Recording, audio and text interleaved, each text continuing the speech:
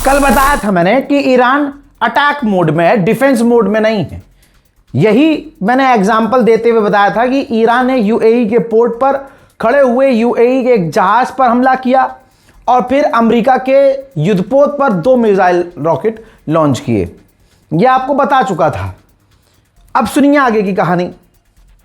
सिर्फ इतना ही नहीं, ईरान ने यूएई के ही अंदर हमला कर दिया। जी हां, और संभावनाएं अभी और बढ़ी हुई हैं कि और भी बहुत कुछ हो सकता है। अचानक से माहौल और ज्यादा गर्म हो गया है। हजरत, ईरान कल ही कह चुका था, मैं आपको बता चुका था, ईरान ने कहा था कि अगर अमेरिका या उसका कोई साथी स्ट्रेट ऑफ हॉर्मुज में घुसने की कोशिश करेगा तो हम हमला करेंगे। तो ईरान ने किया हमला, ठीक। तो अमेरिका ने कहा कि हमारे युद्धपोत पर हमला नहीं हुआ, जबकि रिपोर्ट यह थी कि अमेरिका के युद्धपोत पर मिसाइल हिट हुई है और अमेरिका का युद्धपोत पीछे हटा है। इसके बाद ईरान यही नहीं रुका, ईरान अटैक मोड में रहा और उसने फुजैरिया, यूएई के फुजैरिया पोर्ट पर हमला कर दिया, जिसकी तस्वीर आपके सामने है। यूएई के फुजैरिया पोर्ट पर, जी हां, हमला कर दिया ईरान ने, तस्वीर आपके सामने है। और यह बहुत बड़ी बात नहीं है।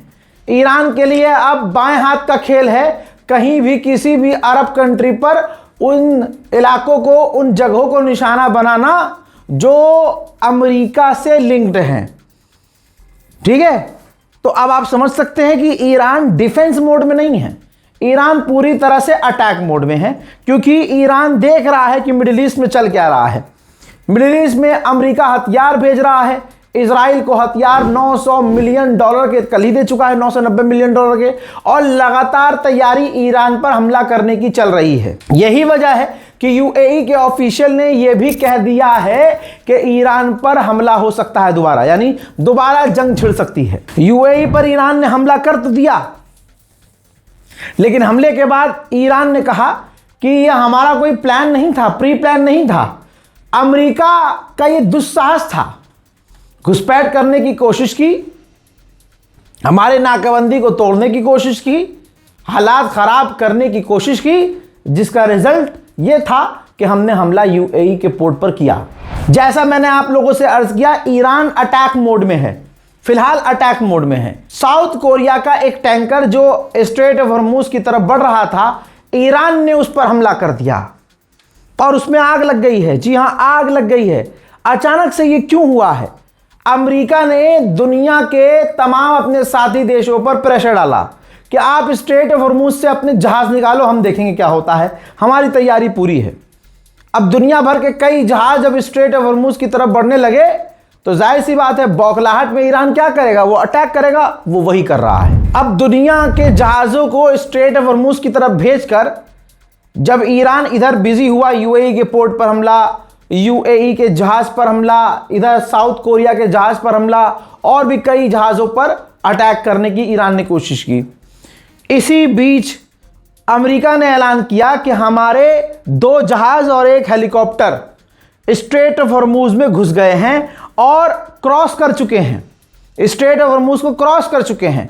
अब इसमें सच्चाई क्या है यह नहीं पता, लेकिन अगर क्रॉस कर भी गए हैं तो बड़ी बात नहीं है।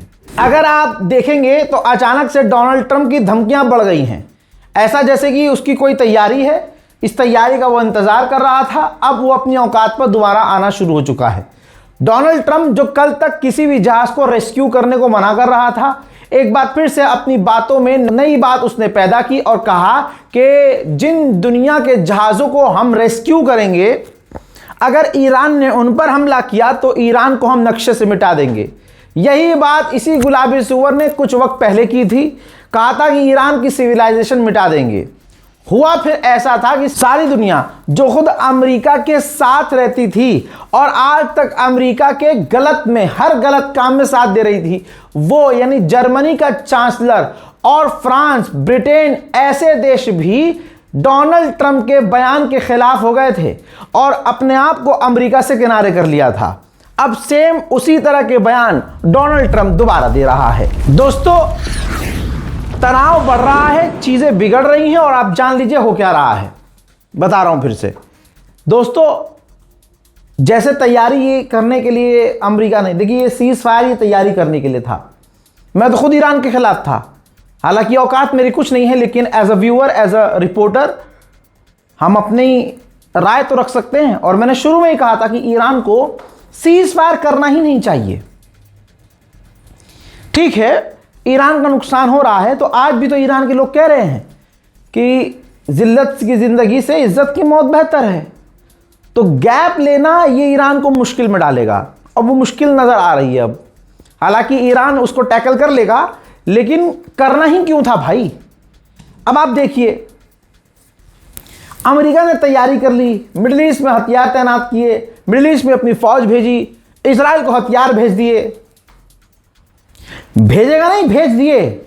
और अचानक से स्ट्रेट ऑफ हॉर्मुज में अमेरिका हमलावर हो गया। डोनाल्ड ट्रंप ने खुद कहा, ये देखिए, डोनाल्ड ट्रंप ने कहा कि हमने ईरान के जो छोटे वाले जहाज होते हैं, वेसल्स, उन पर हमले किए, हमने 4-5, और हमने तबाह कर दिया उन्हें। और हमने ये इसलिए किया क्योंकि वो जहाज, वो छोटे वाले बोट होते हैं, वो हमला कर रहे थे साउथ कोरिया के जहाज़ों पर। लिहाजा साउथ कोरिया को अपनी नेवी भेजनी चाहिए हमारी मदद के लिए। आप ट्रंप का गेम देखिए, औकात आज भी नहीं है कि अकेला ईरान से लड़ सके। वो मदद मांग रहा है दुनिया से, किसी भी देश का नाम लेकर जिस पर हमला हो रहा है या जो मुश्किल में है, बहानों से उसे भड़काकर उसकी मदद मांग रहा है। लेकिन ईरान ने कहा जो वेसल्स अमेरिका ने तबाह किए हैं, जिस पर हमले किए हैं, उसमें 5 आम लोग मारे गए हैं, और वो मिलिट्री हमारी ईरान की नेवी के नहीं थे, ईरान के ही जहाज थे, लेकिन वो सिविलियंस जहाज थे।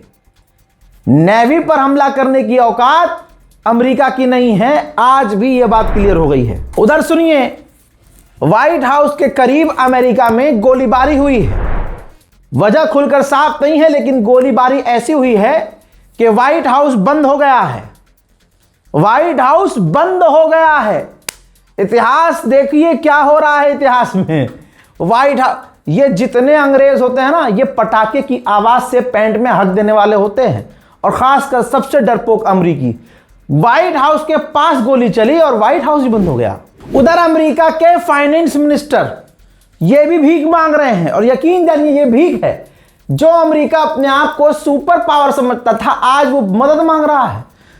वित्त मंत्री जो अमेरिका का है, उसने कहा है, वो भी टीवी चैनल पर बैठकर अमेरिका के, कि हम स्ट्रेट ऑफ हॉर्मुज को खोल रहे हैं। हाँ जी, ये महीने भर से खोल ही रहे हैं, खुल नहीं पा रहा है इनसे। फिर कहता है कि हम खोलने की कोशिश कर रहे हैं, और चाइना को भी हमारी इसमें मदद करनी चाहिए। कल तक ये चाइना को मिटाने की बात कर रहे थे, ताइवान की तरफ से लड़ने की चाइना से बात कर रहे थे, आज उसी चाइना से मदद मांग रहे हैं। क्या झंडू जिंदगी है यार। यूएई में ईरान ने जो फुजैरा पोर्ट पर हमला किया, यहां पर भी, इस हमले में भी 3 भारतीय ही घायल हुए। बताइए ये किसकी पनौती लगी है कि अरब में जितने भी ज्यादातर लोग घायल हुए इस पूरी जंग में, ईरान के हमलों में, वो भारतीय ही ज्यादा घायल हुए। अमेरिकी इंटेलिजेंस ने कहा है, ये रही इंटेलिजेंस रिपोर्ट, कहा है कि ईरान के जो न्यूक्लियर साइट्स हैं, हमने उन्हें हिट किया है, और ईरान को न्यूक्लियर बनाने में 10 से 12 महीने लगेंगे अब। यानी हमने स्लो किया है, खत्म नहीं किया। अब गुलाबी सुअर की बात इस रिपोर्ट से क्या मैच हो रही है? अमेरिका का राष्ट्रपति कह रहा है, और पूरे जंग में वो चीखा है कि हमने ईरान के न्यूक्लियर को खत्म कर दिया, प्लांट को खत्म कर दिया, यूरेनियम को मिटा दिया, जमीन में दबा दिया, और ये कर दिया और वो कर दिया, और ऐसा। रिपोर्ट तो कुछ और कह रही है भाई। अमेरिका की ही इंटेलिजेंस रिपोर्ट है ना ये, और अमेरिका की इंटेलिजेंस कह रही है कि हमने स्लो किया है, खत्म नहीं किया। जैसा आप लोगों से मैंने अर्ज किया, अमेरिका और इजराइल को ये गैप चाहिए था सीज फायर के बहाने, ताकि वो तैयारी कर सकें। इजराइल के ऊपर अमेरिका और इजराइल के फाइटर जेट एक बार फिर से उड़ते हुए नजर आ रहे हैं।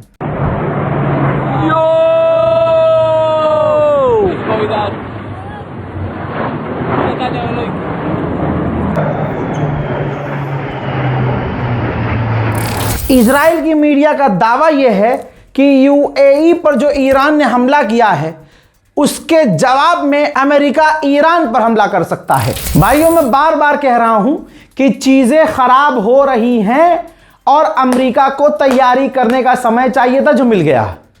अब ये देखिए, मिडिल ईस्ट में और हथियार अमेरिका ने भेजे हैं। हथियार, फाइटर जेट, डिफेंस सिस्टम, फौज लगातार पहुंच रही है।